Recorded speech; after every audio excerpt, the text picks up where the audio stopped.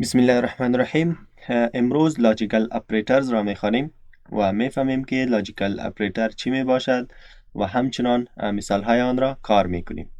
در عموم لاجیکال اپریتر اوتکم و یا هم جواب چندین کندیشن ها می باشد.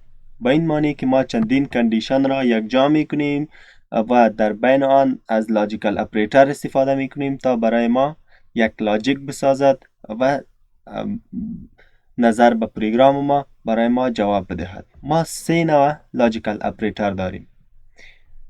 اند لاجیکال آر سمبولش بالاتر از انتر می باشد در کیبورد ما و همچنان نات که بالای یک می باشد. همراه شیفت یک ما کده می تانیم آن را نات را توسط کیبورد خود نوشته کنیم. اند چی می کند؟ اند 4 حالت دارد. برای ما میگوید اگر هر دو درست بود بعداً برای ما چی میکند؟ جواب ما را درست میکشد. در غیر آن همش غلط میباشد، صفر میدهد و یا هم غلط نات. میبینیم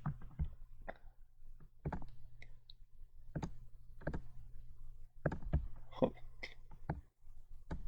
یک باشد و از لاجیکال اپریتر اند اگر ما استفاده کنیم باید هر دو طرف یک باشد، با این معنی که هر دو درست باشد، هر دو کندیشن درست باشد، بعداً برای ما جواب ما درست می باشد. اگر چی یکی و یا چی هر دو صفر باشد جواب ما چی می باشد؟ غلط می باشد.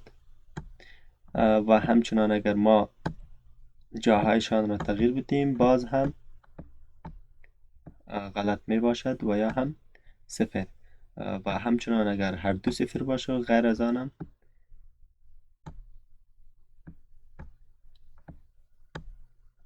صفر. این بود برای لاجیکال اپریتر اند. حالا میخوانیم درباره آر. خب در لاجیکال اپریتر آر چی میکند؟ فقط کافی است یکیش مثبت باشد و یا هم ترو باشد، پس جواب ما را مثبت و یا هم ترو میدهد. فقط در صورت که هر دوش صفر باشد در آن صورت بر ما چی میدهد؟ صفر و یا هم فالس.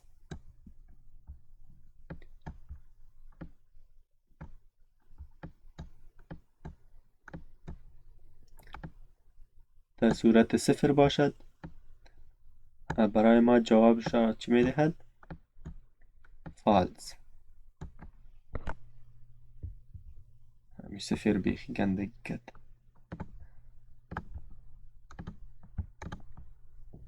باید دوباره نوشته کنم. چی داد؟ صفر. و همچنان ما نات داریم. برای نات باید بگوییم که اگر در جای نات استفاده شد خلاف آن، اگر نات استفاده شد و بعدا یک قیمت داده شد باید بدانیم که خلاف آن هرچی ما داریم اشاره به اون میکند. مثلا اگر ما بگوییم نات زیرو یعنی نیست غلط، پس چی است؟ درست است. درست به معنی یک. و اگر گفت not درست است نیست درست مساوی می شود به چی؟ صفر. که درست نیست خب حتما غلط است، پس صفر. حالا میریم درباره اینها در کمپایلر خود ما هر سه مثال را کار میکنیم. بعد از ساختن فایل ما شروع میکنیم با سنیپت مین و از همه اولتر باید ما چندین وریبل را معرفی کنیم و یا هم ما میتونیم از پروگرام قبلی خود کاپی کنیم. کنترل کاپی. شما کاپی نکنید تا پرکتیس شما باشد. کنترل بی. خب ما x داریم 5، y گرفتیم 10 و z گرفتیم همچنان 5. چندین کندیشن را نوشته میکنیم. کندیشن را همچنان ما از همینجا کاپی میکنیم.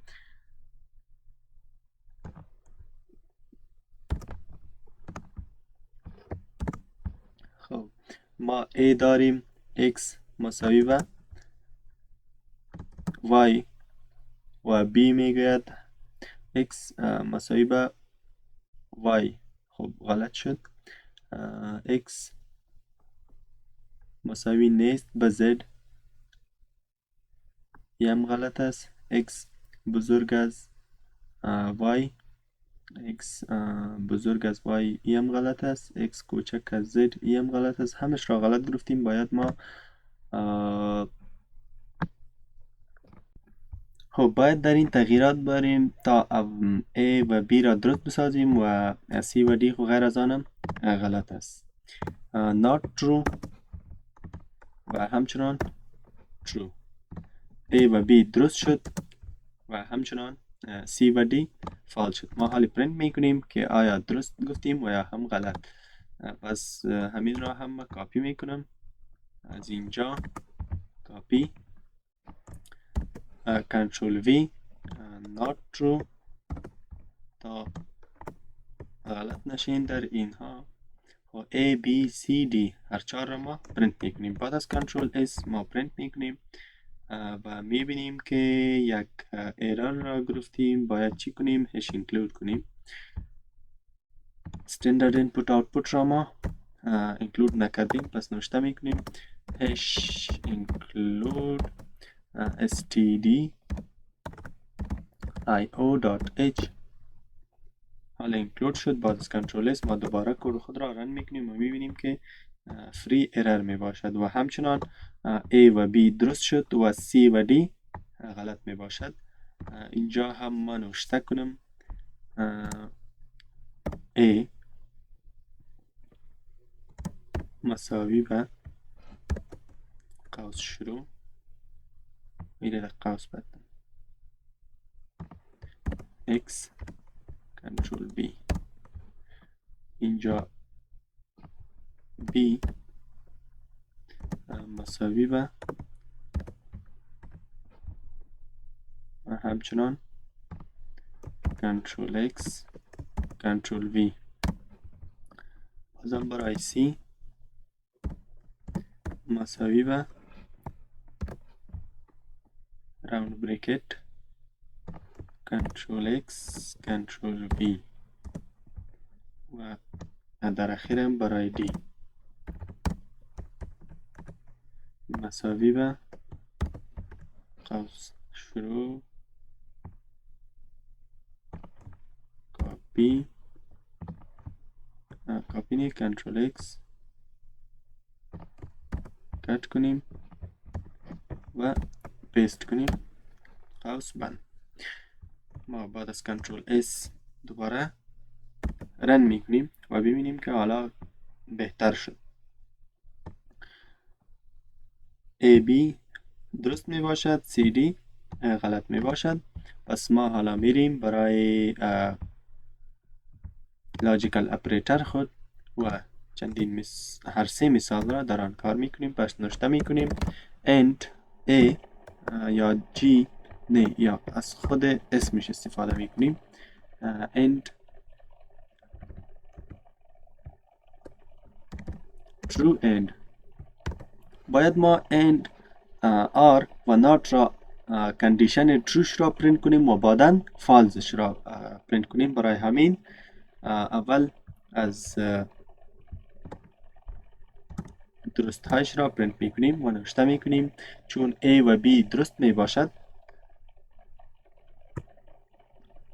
ما باید از A و B استفاده کنیم. A and B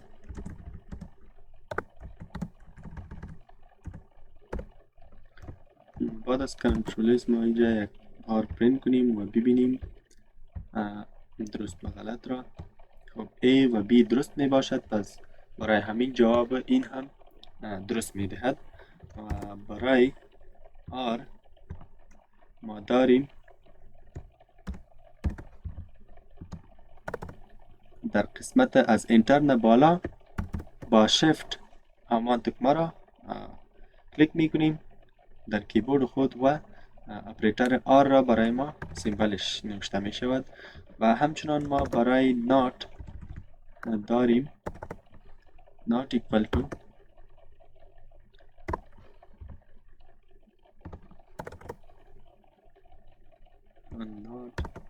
equal to خب A or B هر دوش درست می باشه. اگر ما یکی را غلط هم کنیم و به C تبدیل کنیم در R بازم برای ما جواب ما درست می باشد. A مساوی نیست به B و C باید مساوی نیست به C شود چون جواب ما درست می خواهیم. کندیشن باید یکیش درست A درست می باشد و C غلط. پس جواب ما درست می برای چون می گویم که یک مساوی نیست به C. پس چی شد؟ حرفش درست است. برای همین ما این لاجیک را استفاده می کنیم و حال پرینت می کنیم.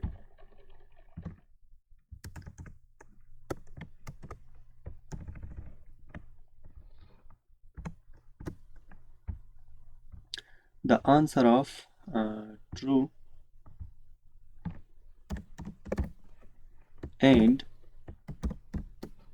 is % و همچنان true and.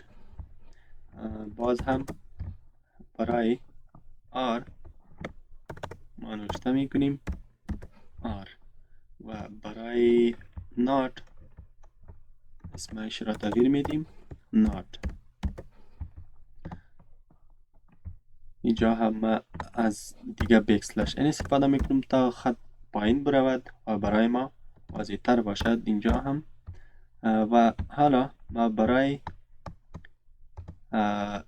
اینا خو همش ترو می باشد یک بار پرینت میکنیم و میبینیم که همش درست است. چه قسم درست است؟ A و B در این چی می باشد؟ باید هر دو درست باشد. پس A و B درست بود، برای همین برای ما جواب را درست داد. A و B درست می باشد. A و C A در R اپریتر چی می باشد که باید یکیش حتما درست باشد تا جواب ما درست باشد. پس A درست است و بقیش را کار نداریم که درست است و یا غلط است در R. پس جواب ما درست برآمد. در نار چی می کند؟ باید برای ما نفی در آن باشد، به این معنی که یکی اگر درست بود دیگه غلط باشه در آن صورت جواب ما را درست می دهد. و یا هم اگر ما بگوییم که A درست می باشد، درست یک می باشد و C صفر می باشد، پس میگیم که یک مساوی نیست به C not equal to مساوی نیست بس C قیمتش صفر. پس میگیم یک مساوی نیست به صفر چی باید بدهد؟ یک. درست است، یک مساوی نیست به صفر جوابش درست شد. به همین دلیل برای ما جواب را یک داد. حالا پرینت میکنیم برای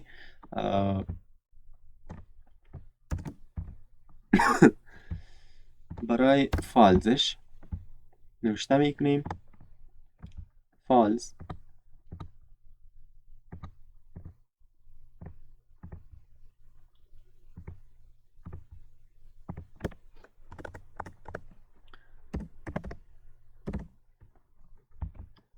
و کندیشن های آن را تغییر میدیم تا جواب غلط باشد. C میکنیم همچنان هر دوش باید غلط باشد D و ایره B میسازیم B A B هر دوش درست است، یک مساوی نیست. بعد از کنترل S سیو میکنیم و میبینیم همش صفر برآمد. پس این بود درس امروزی. تا بعد، خدا نگهدار.